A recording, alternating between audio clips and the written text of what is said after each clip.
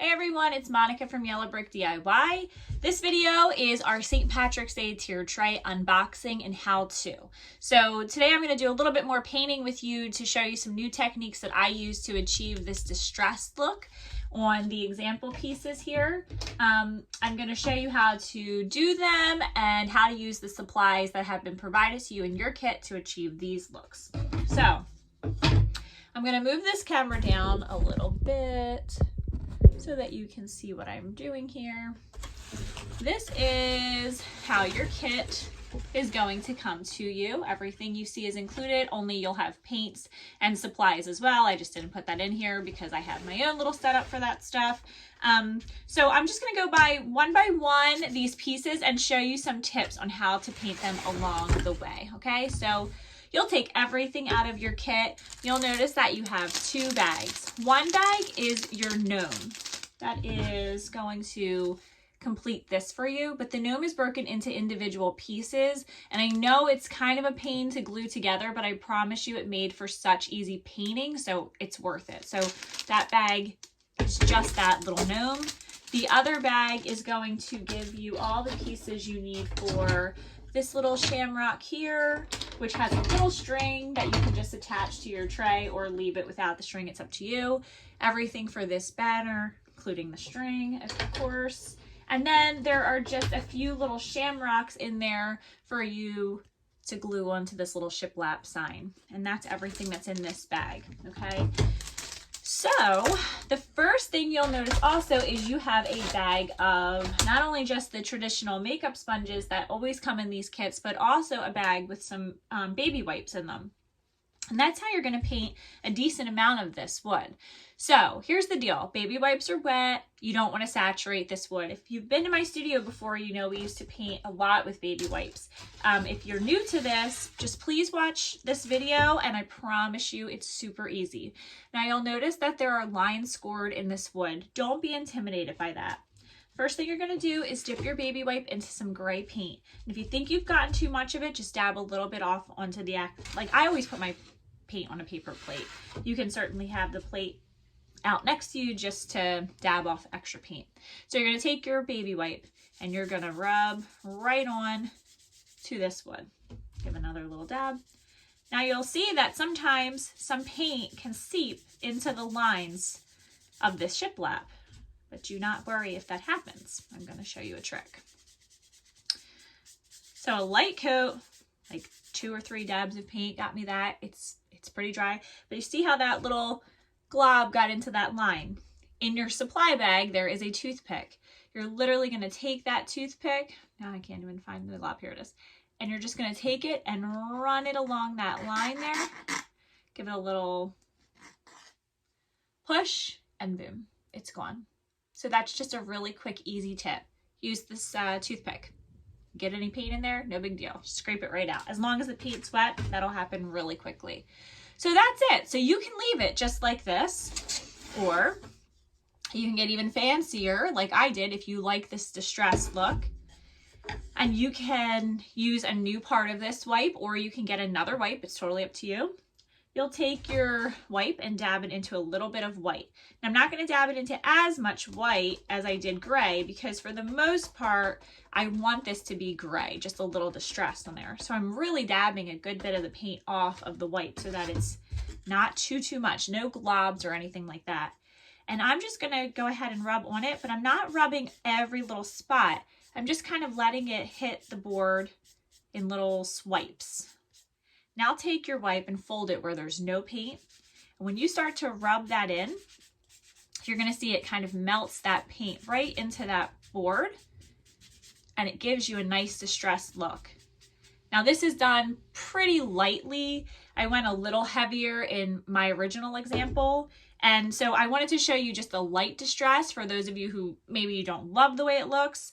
If you want to get a little heavier, like I did in my example, same deal. You're just going to take that wipe, dip it into white, dab some off, and let it hit. This time, let it hit a little bit more. And go into some more spots with it.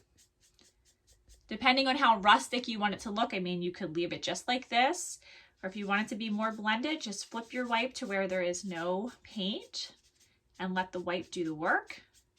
It kind of melts it in for you. And you don't have to go crazy because, I mean, this gnome is pretty big. So it takes up a decent amount of space of this. And so a big part of it's going to get covered up anyway. So don't, distressing isn't perfect. That's the whole point of it. So you'll do this step for, if you're copying my example, you're going to do it for this shiplap circle. You're also going to do it for the You Are My Lucky Charm shiplap. Same deal. They have the scored line, so use that toothpick if you get anything in there. Now for this one, the I Don't Need Luck, when I have you, this is going to get painted green. That's going to be done using your makeup sponges. These letters are black. That's also going to be done using your sponge. And then you'll notice this wood has this wording already engraved onto it. And so what I like to do for this situation is I take a baby wipe and I do the same thing that I just did with the shiplap, only for my example, I wanted this to just be white. So dab some paint into dab your wipe into your paint and start where there are no words. And then as you get closer to the words, you'll notice I'm able to rub right over those words and nothing got inside of them. So as long as you don't start at the wording, by the time you get to the wording, you can rub right over top and nothing is getting into those scored lines. Now you don't have to worry about painting it or getting too heavy. Now, if I were to take this wipe and start at the words, you might have a little seepage. But as long as you follow that trick and you don't start where there are words, you're good to go. Now, white, especially with the wipe, sometimes needs 2 coats, but let it dry before you go in with coat number 2. Your first coat is probably not going to look very pretty, just like this one does not look very pretty. But when you get coat number 2 on there, it'll be perfect. So there's 1 coat, nothing bled in there. And same deal, don't forget that your frame goes around the edges. So if your edges aren't perfect, it really doesn't matter because it gets covered up with the frame anyway. So I'm trying to think. Okay, so say you wanted to paint your circle white, but you did not want to baby wipe it. Take a makeup sponge, dab it into some white paint. Here's a trick. Start in the middle and pull out, almost like a sunshine.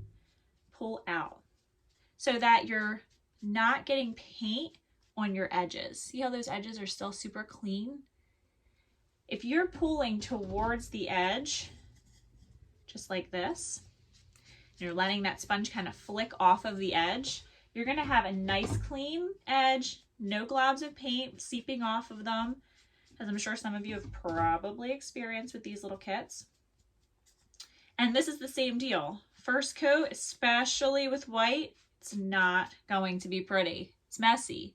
Then you'll go in with your second coat, but just 1 light coat really gives you that coverage that you need. And it dries really, really fast. So I'm able to go back in this. Like, I would personally probably leave mine just like this because it kind of naturally distressed itself and I like the way that that looks. But if you don't want it like that and you want it to be even more standout white, you'll go in with coat number 2.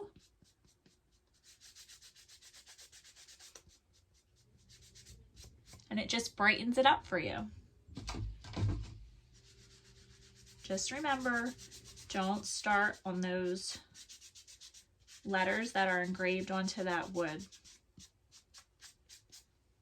It's nice and clean. So I kind of want mine to be a little distressed. If for some reason you're doing this and you're like, I'm just not feeling it, give it another coat, but just do it in intervals. Let it be light coats and let it, give it some time to dry. Okay. The other thing you're going to do this for are the Scrabble tiles. So these are engraved, right? But they were left raw wood. So for my example, if you're copying it, I did the same technique I did earlier with the shiplap.